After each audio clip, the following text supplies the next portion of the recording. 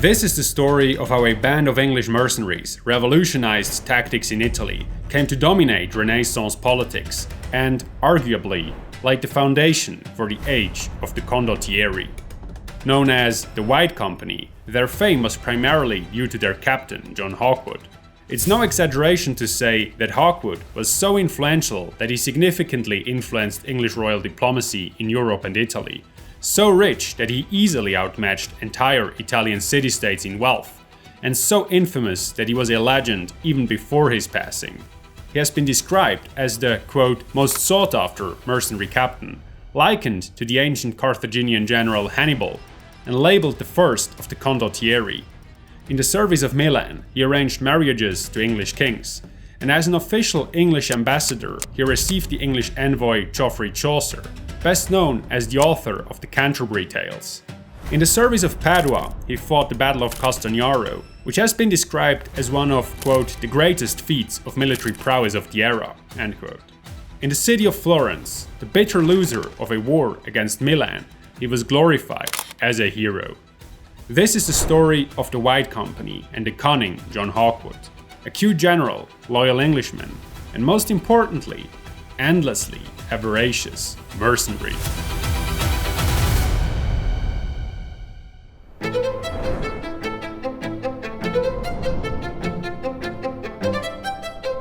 In 1360, the 100 Years' War between England and France was temporarily interrupted by the Peace of Bretigny, and the soldiers fighting in the war found themselves abruptly unemployed. Many of these soldiers, especially in southern France, became mercenaries or plundered the French countryside to sustain themselves. One of these bands of mercenaries even harassed the Pope, who was residing at Avignon at the time. Because the Pope lacked a substantial army to fight them, he resorted to the only means at his disposal. He paid them to leave and redirected some of them to Spain, others to Italy.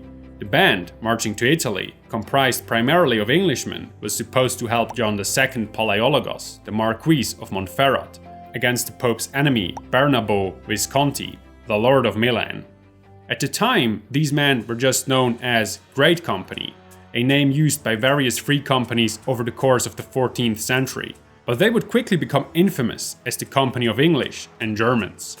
The name may not have been strictly accurate, as according to the historian William Caferro, there is little evidence that the company actually had many German members. A 1362 contract shows that most officers, among them John Hawkwood, have English names. Only the captain, Albert Sterz, was a German, although he was fluent in English. The company name might have been a nod to Sterz and his rank. However, it is important to note that the captain of a free company was usually just the first among equals, and was often elected. Check out our Age of Mercenary Companies video for more on that. In the same contract is a clause stating that the company explicitly refused to oppose, quote, another society of Englishmen, or any subjects of the Lord King of England, if they should come to Lombardy, end quote. Interestingly, there is no equivalent clause in the contracts of German and Hungarian mercenaries. In later years, the company's loyalty to England would become one of its most striking and unique characteristics. When it arrived in Italy in 1361, the company was made up of simple mercenaries, likely not in very good condition. They plundered villages, set fire to entire towns, abducted women and maimed civilians, pretty much in line with the practices of other mercenary companies of the time. On some occasions, however, they were more creative than their contemporaries. The chroniclers Filippo Villani and Francesco Petrarch mentioned that the English company, to hasten the payment of ransoms, frequently put captives in boxes and threatened to drown them. Due to its brutal creativity, the band quickly made a name for itself. Primary sources describe members' remarkable ability to withstand hot and cold weather and travel long distances faster than any Italian-led army, comparing their feats to those of the best ancient Roman and Carthaginian generals. A contemporary Tuscan saying aptly characterized the ideal warrior: he ought to be ferocious like a lion and clever like a fox, a metaphor later popularized by Machiavelli in The Prince. What was most remarkable about the company, however, was its ability to seize modest-sized towns and fortresses through very quick and cost-effective attacks. For example, it captured Rivarolo, Lanzo, and Tortona by scaling the walls at night, plundering the towns and leaving before dawn. The population of Milan was also surprised at nightfall, some of them allegedly while playing checkers. The chronicler Filippo Villani notes that the company relied on a very particular tool for these surprise attacks.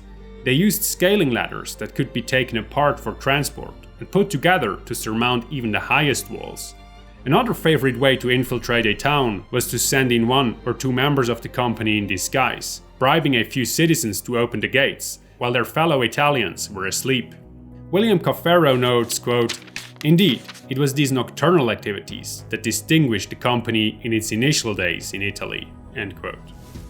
Despite these sneaky ploys, the company did not shy away from open confrontation. While they generally avoided battles due to their high risk factor, the English mercenaries proved to be bold in battle on more than one occasion. When they did fight, they used the tried and tested tactics that had secured English victories at Crécy in 1346 and Poitiers in 1356. They dismounted their horses, arrayed the heavily armored men with long pikes in the front, and used skirmishers to force the enemy to engage. However, the role of the skirmishers is unclear. For example, only few longbowmen are found in the contracts of the company, leading historians to suggest that they hired Hungarians as skirmishers.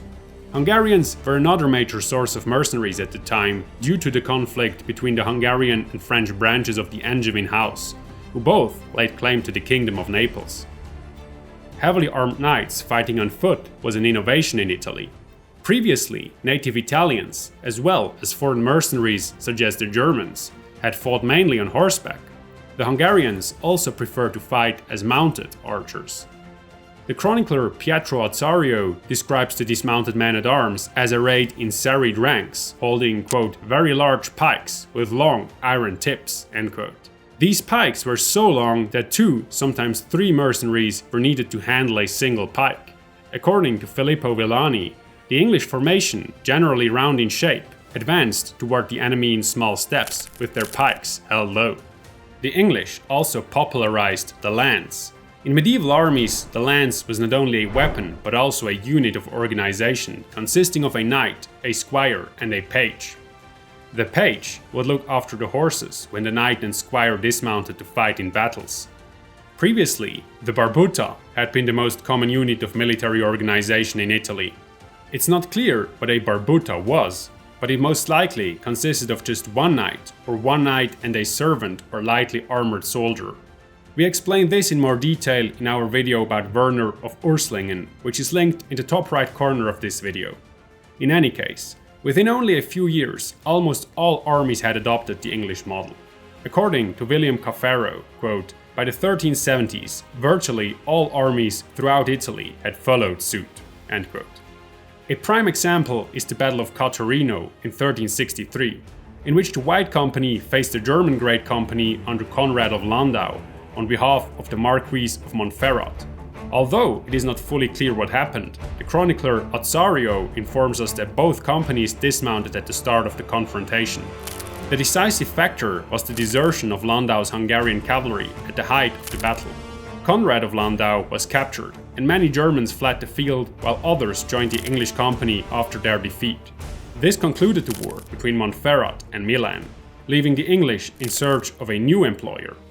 After a bidding war between Florence and Pisa, they entered Pisan service and started marching toward Tuscany, where they soon became known as White Company.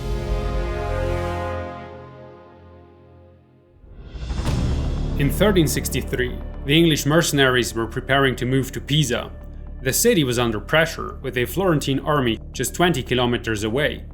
Even before the English mercenaries arrived, the Pisans tried to capitalize on their reputation, trying to convince the Florentines that the English mercenaries had arrived by imitating their signature nighttime march. The stratagem proved successful, and the besieging Florentine army at Monte Calvoli retreated. Shortly after, the English did arrive at Pisa to support its war with Florence.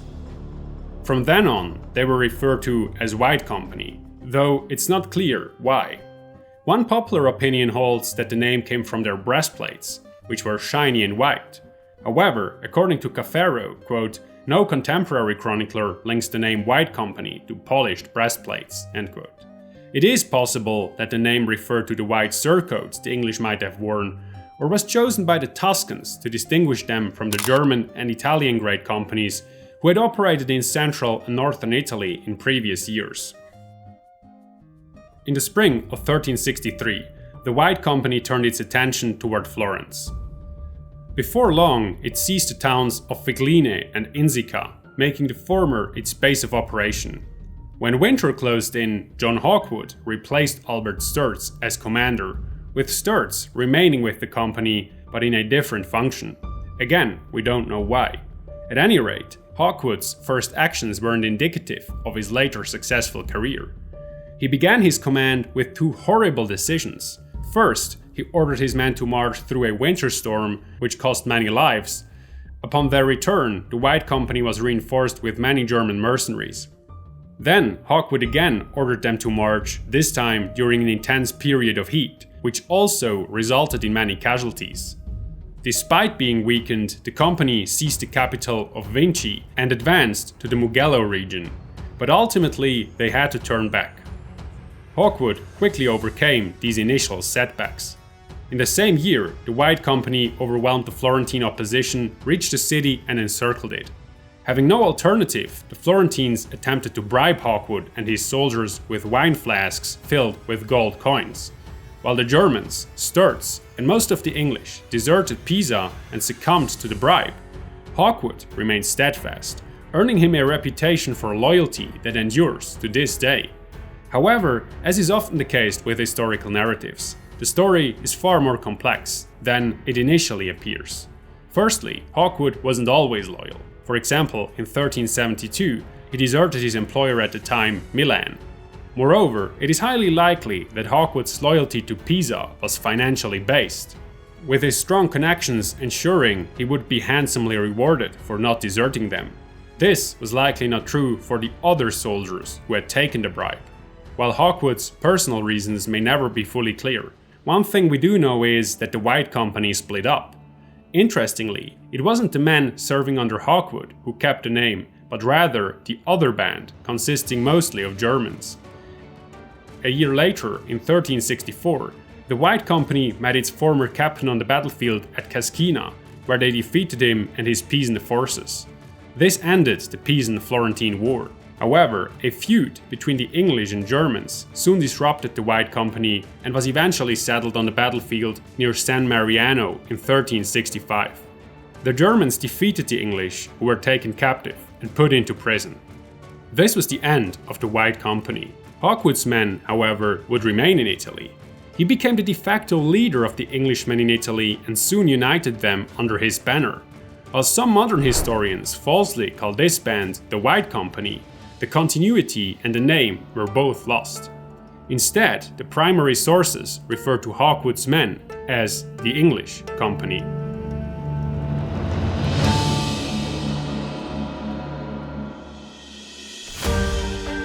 Over the next several years, Hawkwood served Pisa, its ally Milan, or raided independently. All the while, his loyalty to the English king became an ever more significant aspect of his personal life. In 1367, amid strained relations with Pope Urban V, Edward III directed Hawkwood and his English mercenaries to support Milan, the Pope's main opponent. His compliance is documented in a letter from the Lord of Milan, Bernabo Visconti, to Edward III, expressing gratitude for the backing of the English king. Hawkwood's formal employment by the Visconti in 1368 coincided with the marriage arrangement between the English monarchy and Milan, wherein Edward III's son, Lionel, Duke of Clarence, was promised to Bernabo's niece, Violante. This event marks the earliest direct evidence of a trend that would define Hawkwood's later career. English foreign policy would often influence his allegiances in Italy. Hawkwood always wanted to return to England, which is evident from his investment in properties in his hometown of Sybil, Hedingham, and the neighbouring villages of Topsfield, Yaldham, Wethersfield, Gosfield, and Hedingham. While the strong bond between Hawkwood and England persisted in the following years, his ties to Italy also consolidated. By the late 1360s and early 1370s, he had amassed extensive landholdings, primarily in Lower Lombardy. However, it was the Great Raid on Tuscany in 1375 that truly bound Hawkwood to Italy. During the conflict, lasting over 3 months, he extracted bribes totaling 130,000 florins from Florence and secured a tax-free lifetime pension of 1,200 florins annually. This wasn't an isolated incident. Previously, he had obtained a similar pension from Queen Joanna I of Naples, and later, in 1383, he negotiated another from the city of Lucca. These payments were essentially tribute money, paid to a formidable military leader with the power to devastate the countryside, besiege crucial cities, and even breach fortresses and city walls if necessary. At the peak of his financial success, he still entertained the idea of returning to his homeland, England. This is documented by a petition filed by Hawkwood's representatives to the English seeking pardon for crimes committed while serving as a free captain in France. The pardon was granted in 1377, giving Hawkwood the option of returning home. However, Italy tempted the captain with its seemingly endless riches. The Pope offered Hawkwood and his men 30,000 florins a month, a price that contemporaries thought so high that the Pope could never afford to pay it. In 1375, at the beginning of the War of the Eight Saints, Hawkwood fought for the Papal States. But 2 years later, in 1377, Hawkwood changed sides, enticed by an even more lucrative offer that involved the financial backing of 16 distinct states.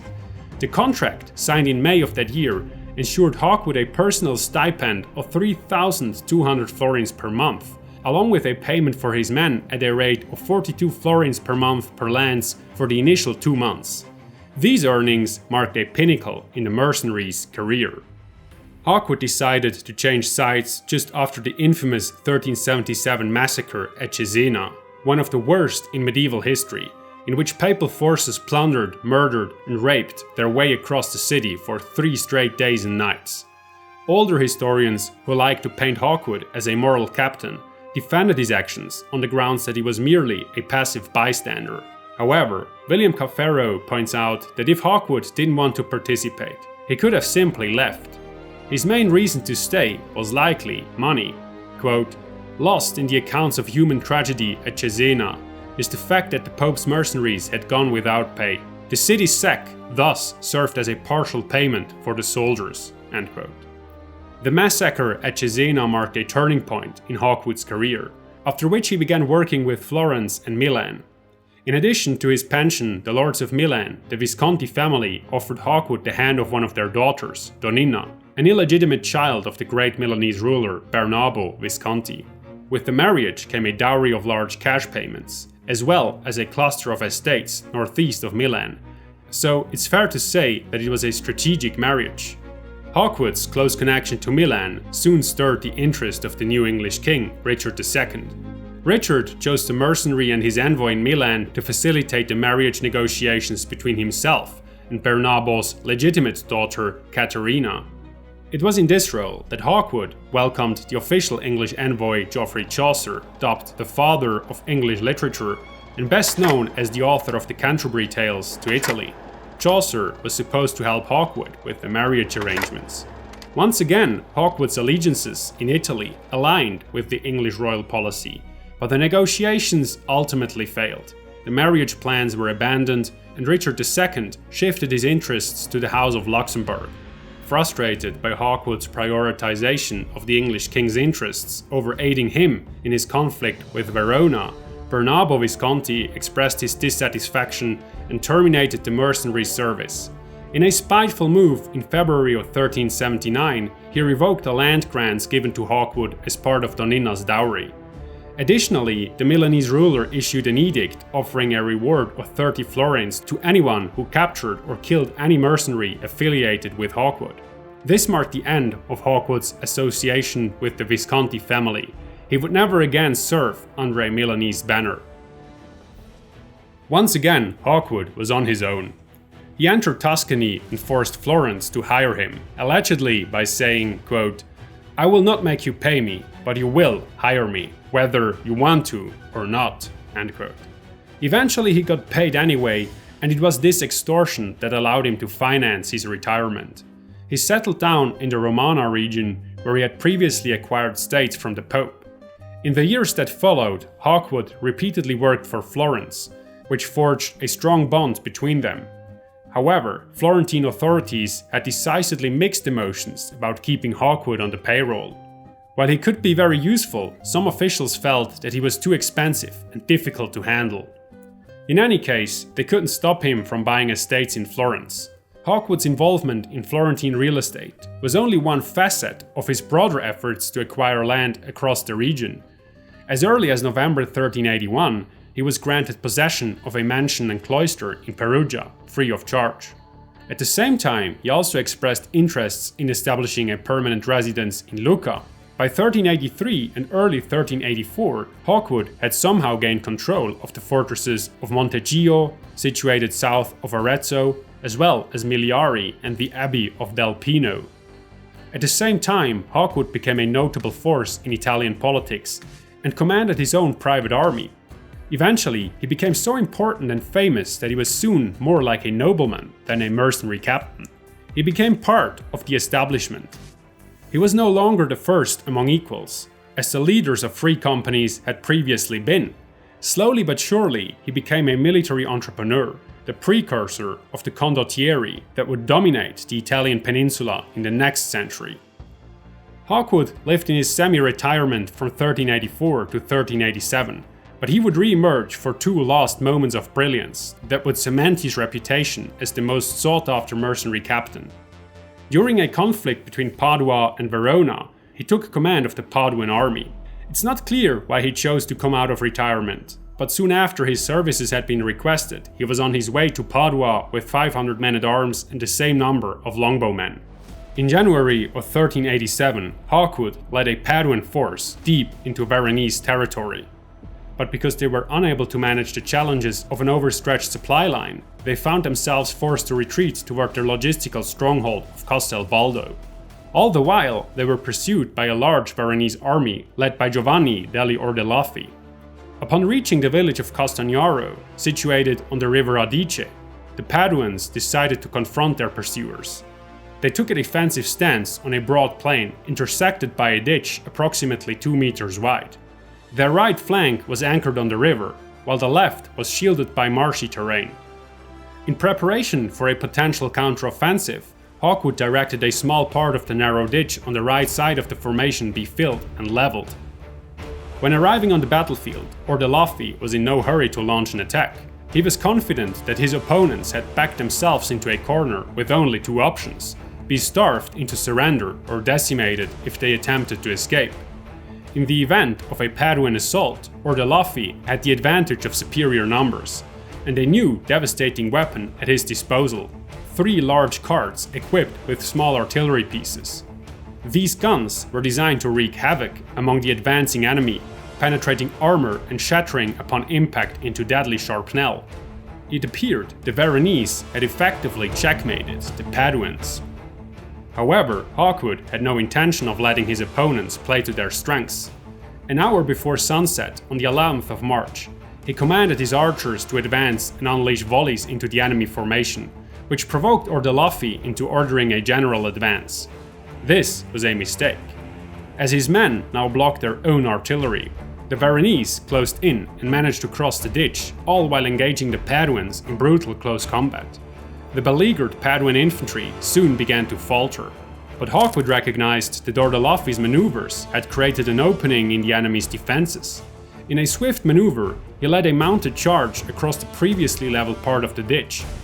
Hawkwood descended upon the rear of the enemy forces, shattered them on impact, and then turned on the Veronese center, completely caught off guard. They could only retreat toward the swamp, where almost the entire Veronese army was cornered and slaughtered or taken prisoner. Despite his triumph at Castagnaro, Hawkwood's service for Padua was apparently not financially rewarding. In a plea to the Florentine city council, he bitterly lamented his substantial debts and the need to sell off some of his lands.